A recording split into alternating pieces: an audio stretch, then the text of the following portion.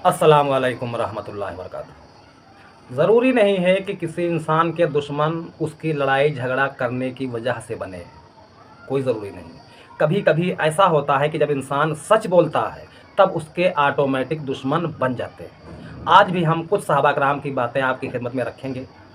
मुझे ऐसा लगता है, आप मानो या ना मानो, कुछ सहाबा कराम ऐसे हैं, उनकी शहादत कैसे हुई है, अगर ये बात सुन्नी आलिम अपनी आवाम को बिल्कुल सच्चाई के साथ खोल कर बता दें तो यकीन मानिए बहुत अधिक सुन्नी या तो शिया हो जाएंगे, और अगर शिया नहीं होंगे तो फिर शिया से जो इतनी बुग़्ज़ रखते हैं वो बुग़्ज़ भी नहीं रखेंगे, मतलब मोहब्बत से पेश आएंगे।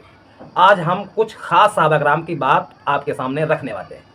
सबसे पहले सीनियर सहाबी, सच्चे सहाबी हज़रत अबू ज़र ग़िफ़ारी रज़ी अल्लाह ताला अन्हु, इनकी शहादत कैसे हुई, किस वक्त में हुई, ये बात अहले सुन्नत के अक्सर उलमा और मुफ्ती और मुजद्दिद कोई भी बयान नहीं करते हैं। ठीक है। हज़रत अबू बकर रज़ी अल्लाह अन्हु, इनके मानने वाले सारे सुन्नी हैं। हज़रत अबू बकर उमर के लिए ही अहले सुन्नत और शिया में ज़्यादा फसाद चल रहा है। तो आज इन दो सहाबा के लड़कों की भी बात आपके सामने हम रखेंगे। पहले सहाबी जो हैं अबू ज़र ग़िफ़ारी, उनको कैसे तकलीफ़ पहुंची, किसके दौर में तकलीफ़ पहुंची और क्यों पहुंची, ये बात सुन्नी आलिमों को, मुफ्तियों को पढ़ाई नहीं जाती है। और अगर कहीं धोखे से पढ़ लिए होंगे तो भैया बयान करना लोहे के चने हैं, मतलब बयान नहीं करेंगे। तो हम बात करते हैं कि अहले सुन्नत के सारे फ़िरके पहले खलीफा, दूसरे खलीफा, तीसरे खलीफा को खूब मानते हैं। ठीक है। तो पहले खलीफा को सारे सुन्नी हजरात खूब मानते हैं। तो मेरा एक सवाल है तमाम आलिमों से कि जब पहले खलीफा सहाबी हैं और खलीफा भी हैं, उनकी इतनी इज्जत की जाती है, उनकी इतनी बातें की जाती हैं, तो उनके दो जवान लड़कों को बेरहमी के साथ कत्ल कर दिया गया, शहीद हुए, उनकी चर्चा अहले सुन्नत के लगभग सारे आलिम क्यों नहीं करते हैं, क्यों खामोशी अख्तियार कर लेते हैं। इस हवाले से एक पोस्ट मेरे सामने आई है, इस पोस्ट को आप भी पढ़िए। और मुझे इस पोस्ट में कोई कमी नहीं लग रही है, मुझे झूठ नहीं लग रही है। और मैं पहले वीडियो में कह भी चुका हूँ कि देखिए, अहले सुन्नत की तुलना में शिया हजरात में मुझे सच्चाई ज़्यादा लगती है। मतलब वो लोग झूठ इतना नहीं बोलते हैं जितना कि हम लोगों में बोला जाता है। तो ये पोस्ट आप ज़रूर पढ़िए।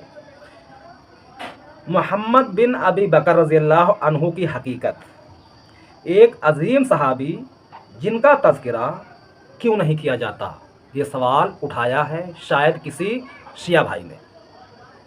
तो अगर कोई सवाल उठा रहा है हम पर या हमारी जमात वालों पर, तो जो इल्म वाले हैं उनको तो जवाब देना चाहिए भाई ना, लेकिन जवाब नहीं देंगे। और सुनिए, हज़रत मोहम्मद बिन अबी बकर रज़ी अल्लाह अन्हु मौला अली अलैहिस्सलाम के वफ़ादार साथी थे और इनकी परवरिश मौला अली अलैहिस्सलाम ही ने की थी। एक तो ये बात है। दूसरी बात ये है, बाज़ लोग बाप का पहला नंबर मानते हैं मगर बेटे का जिक्र भी नहीं करते, जबकि ये भी सहाबी रसूल हैं, हज़रत मोहम्मद बिन अबी बकर रज़ी अल्लाह अन्हु। ठीक है भैया।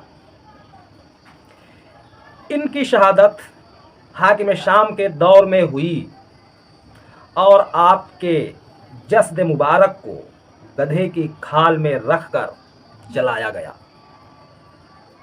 पहले कत्ल किया गया, फिर उनके शरीर को गधे की खाल में रखकर जलाया गया। ये दौर यजीद का नहीं है, यजीद के अब्बा का दौर चल रहा है। और क्या लिखते हैं, ये सच्चाई इसलिए छुपाई गई ताकि बाज़ मामू जान बेनकाब ना हो जाए। ठीक है भैया। हर सुन्नी भाई तक ये हकीकत पहुंचाना आपका फ़र्ज़ है। ये पैगाम इतना शेयर करें कि हर सुन्नी भाई तक पहुंचे। करोड़ों सलाम मोहम्मद बिन अबी बकर रज़ी अल्लाह अन्हु पर। अली अलैहिस्सलाम वालों, तुम पर ये फ़र्ज़ है। जो लोग कहते हैं मतलब अहले सुन्नत की अक्सरियत कि शिया सहाबा को नहीं मानते, इसलिए हम इनसे नाखुश हैं या इन्हें इस्लाम से खारिज समझते हैं या काफिर समझते हैं। तो उन शिया की तरफ से ही ये पैगाम आया है कि इन सहाबी को सुन्नी हजरात बयान क्यों नहीं करते। बताओ भाई, इसमें मैंने क्या गलत कहा आपसे।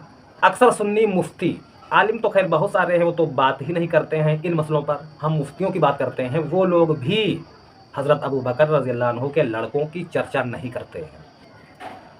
किसने शहीद किया, क्यों शहीद किया, किसके दौर में शहीद हुए, और अगर उनको किसी जालिम ने इस तरह शहीद कर ही दिया या जला दिया तो सवाल बनता है कि जो वक्त के हाकिम हैं, क्या उन्होंने हज़रत अबू बकर के लड़के का बदला लिया? किसी के पास है सबूत? उन लोगों से ये सवाल किया जा रहा है जो उलमा बयान करते हैं कि दूसरे खलीफा ने बयान दिया था कि अगर हमारे दौर में किसी सुनसान जगह पर या किसी दरिया के किनारे अगर कोई प्यासा कुत्ता भी मर जाए तो उसका जवाबदेह उमर होगा। ये हदीस, ये हवाला अहले सुन्नत के बहुत से आलिम बयान करते हैं। तो अगर आप यही दस्तूर मानते हो तो हज़रत अबू बकर के लड़के को जिन लोगों ने जलाया, कत्ल किया, उन लोगों को सज़ा हुई या नहीं हुई? अगर सज़ा हुई है तो कहाँ है, किसने किसको सज़ा दी? कोई सबूत नहीं है। ये हकीकत है हमारे अक्सर आलिमों की। अब दूसरे खलीफा हैं, इनके बेटे हैं अब्दुल्ला इब्ने उमर रज़ियल्लाहु अन्हुमा। ये काफ़ी दिनों तक बिल्कुल न्यूट्रल रहे हैं। खासकर जब चौथे खलीफा मतलब इमाम अली अलैहिस्सलाम खलीफा बने हैं, फिर शुरुआत ही से हाकिम शाम ने बगावत कर दी, लड़ाई झगड़ा शुरू हो गया। तब ये बेचारे न्यूट्रल थे। इन्हें डाउट था कि यार वो भी मुसलमानों का गिरोह है, वो भी हाकिम हैं, मतलब हाकिम शाम, कहीं मैं अगर इनके बीच में आऊँ तो मैं गुमराह ना हो जाऊँ। तो ये अब्दुल्ला इब्ने उमर जो हैं, ये इमाम अली के साथ नहीं आए थे, जबकि शुरुआत से हज़रत अबू बकर रज़ियल्लाहु अन्हु के लड़के मौला अली के साथ में रहे हैं मरते दम तक। ठीक है, तो अब ये गौर कीजिए कि इन्होंने सोचा कि हम ना तो अली की तरफ बोलेंगे ना हाकिम शाम की तरफ, न्यूट्रल रहे। फिर चंद महीने इमाम हसन की हुकूमत चली, उसमें भी लड़ाई झगड़ा फितने हुए, वो भी हाकिम शाम ही से हुए। उसमें भी अब्दुल्ला इब्ने उमर खामोश रहे। फिर कुछ रवायतों में आता है कि ये पछताते थे कि काश हम अली का साथ देते, पछताते थे। फिर इमाम हसन के बाद मौला हुसैन जब खड़े हुए हैं यजीद के मुकाबले में, और उससे पहले यजीद की बैयत तो हो ही रही थी, मदीना के बहुत सारे सहाबा बैयत कर चुके थे, मौला हुसैन ने बैयत नहीं की थी, क्योंकि हुसैन का वो लेवल ही नहीं कि हुसैन जैसा आदमी यजीद जैसे इंसान की बैयत करे। लेकिन कुछ लोगों ने तो बैयत कर ली थी। ये जनाब जो हैं हज़रत अब्दुल्ला इब्ने उमर रज़ियल्लाहु अन्हु, इन्होंने बैयत की थी यजीद की। ठीक है, हालांकि मशहूर सहाबी हैं, लेकिन इन्होंने भी बैयत की थी। अब जब मौला हुसैन अलैहिस्सलाम खड़े हुए हैं यजीद के खिलाफ, कूफा में आपको बेरहमी के साथ शहीद किया मलूनों ने। ठीक है, अब जब मदीना वाले, मक्का वाले इस बात को जाने हैं कि हुसैन इब्ने अली को शहीद कर दिया गया परिवार सहित, तो वो लोग नाराज़ हुए थे। तो मदीना वालों ने बैयत तोड़नी शुरू कर दी थी यजीद की। तब भी दूसरे खलीफा के बेटे लोगों को रोक रहे थे कि यजीद की बैयत ना तोड़ो, और जो लोग तोड़ चुके थे या बिल्कुल तोड़ने का मन बनाए हुए थे, उनके बारे में हज़रत अब्दुल्लाह कहते थे कि जो यजीद की बैयत तोड़ देगा वो हम में से नहीं। ये सही हदीस है। अब यहाँ सवाल पैदा होता है कि कुछ रवायतों में आता है कि ये पछताते थे कि हम अली का साथ क्यों नहीं दिए। तो भैया गौर कीजिए, आप अली का साथ नहीं दिए, बाद में आप पछताते थे, तो कितना लंबा दौर चला है। इमाम अली की शहादत से वाक़या करबला तक तकरीबन 20 साल के आसपास। तो क्या 20 साल में ये समझ ही नहीं पाए? भाई शुरुआत में तो पछताते थे कि हम अली के साथ होते। आज 20 साल के बाद हुसैन इब्न अली खड़े हुए हैं, तब भी आप यजीद की हिमायत कर रहे हो। ये बात मेरी समझ में तो नहीं आ रही है। अगर आप समझ रहे हो तो कमेंट में ये बात ज़रूर बताइएगा कि इमाम अली के साथ जो ना रहे वो पछताते थे बाद में। फिर उन्हीं का बेटा इमाम हुसैन करबला में जब आए, तब भी आप यजीद की बैयत करने को लोगों को उभार रहे हो, जो तोड़ रहे हैं उनको रोक रहे हो। तो इस तरह के कुछ सवाल हैं भाई। इन सवालों का जवाब सुन्नी आलिम नहीं देंगे तो क्या भैया कोई डॉक्टर जवाब देगा या कोई वकील जवाब देगा? नहीं, जो हकीकत है वो आवाम के सामने रखी जाए कि भाई उनसे वहाँ पर चूक हुई, उनसे वहाँ पर चूक हुई। हाँ, ज़रूरी नहीं है लान तान किया जाए या बुरा भला कहा जाए। पता नहीं कैसे हालात थे, क्या मसला था, कुछ भी हो, लेकिन आज सारी बातें खुल चुकी हैं। तो आलिमों को चाहिए कि सच्चाई के साथ लोगों को बताएं कि फ़ला सहाबा के दौर में फ़ला से गलती हुई, फ़ला सहाबा के दौर में फ़ला से चूक हुई और इस मामले में इनसे चूक हुई। इस तरह बताने से भैया ना तो कोई जो है गुस्ताख होता है, ना कोई काफिर होता है, ना कोई लानती होता है। मतलब सच्चाई आवाम के सामने रखी जाए, जो सच है। ये नहीं कहता हूँ कि आप कुछ झूठ मूठ बताइए। हालांकि ज़्यादातर आलिम अहले बैत का मसला जब आता है तो झूठी कहानियाँ ही सुनाते हैं। पहले वीडियो में मैंने आपको दिखाया था कि अहले सुन्नत ही के एक मशहूर आलिम दीन हैं जिन्होंने बयान भी दिया था कि अहले सुन्नत के फ़िक़ह के इमाम अहमद बिन हम्बल रहमतुल्लाह अलैह ने कहा कि बनु उमैया के दौर में बहुत सी हदीसें गढ़ी गई हैं कि एक किताब हजरत इमाम अहमद इब्न हम्बल के सामने पेश की गई तो उन्होंने कहा कि अब्दुल्ला ने कहा कि बाबा ये किताब देखें, इनमें बड़ी इनकी तारीफ है बनु उमैया की।